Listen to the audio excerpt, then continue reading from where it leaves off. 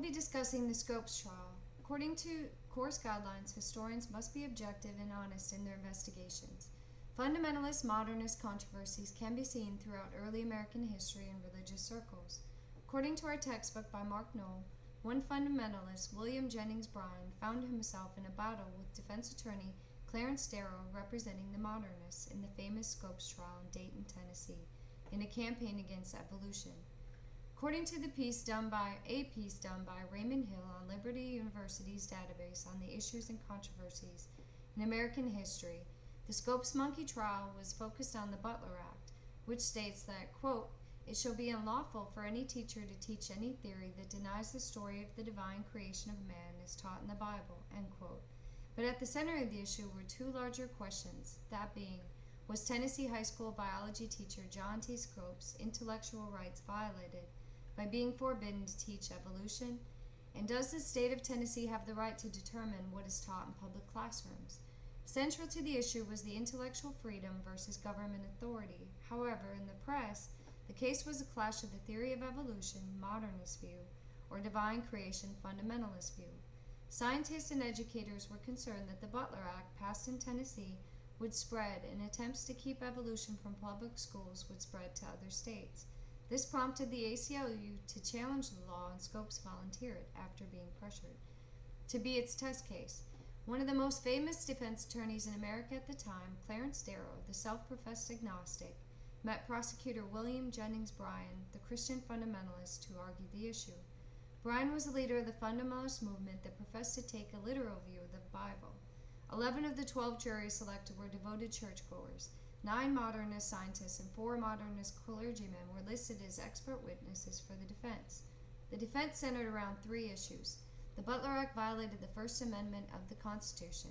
The Butler Act violated freedom of speech and freedom of religion in the Constitution of the U.S. and the state of Tennessee.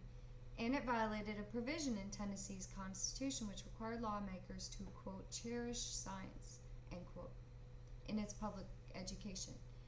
The prosecution focused on Scopes violating the Butler Act and how he could have taught evolution in other states rather than on constitutional issues. The trial abruptly changed when Darrow called Bryan to testify as an expert witness on the Bible. When Bryan strayed from the fundamentalist views that the day in Genesis might be more than a literal 24-hour day, the courtroom erupted. Darrow rested before closing arguments so Bryan could not have his chance to make an argument. The jury unanimously found Scopes guilty after 9 minutes of deliberation, and the judge sentenced him to pay a $100 fine for violating the Butler Act. But this was later overturned because he wasn't authorized to impose a $100 fine. In January 17, 1927, the Tennessee Supreme Court upheld the constitutionality of the Butler Act, but it was lasting effects of the Scopes trial can be seen today. The Butler Act was repealed by the legislature in 1967. Only Scopes was prosecuted for violating the act. Bryan died 5 days after the trial. In 2004, creation science was approved by a school board in Dover, Pennsylvania's public schools, under a theory of intelligent design. It was later overturned by a federal judge in 2005 for being unconstitutional. Both Scopes' trial and Dover's intelligent design demonstrate the lasting, modernist fundamentalist friction in public education. Great American interest in the Scopes Monkey trial can be seen in a letter to the editor in the Evening Star, Washington, D.C., on June 19, 1925.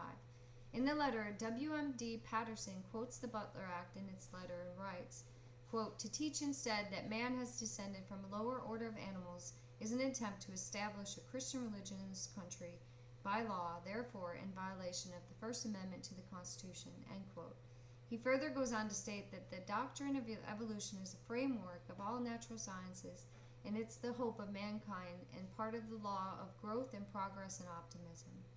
Patterson demonstrates the captivation by Americans centered around the Scopes trial and its lasting consequences for modernists and fundamentalists.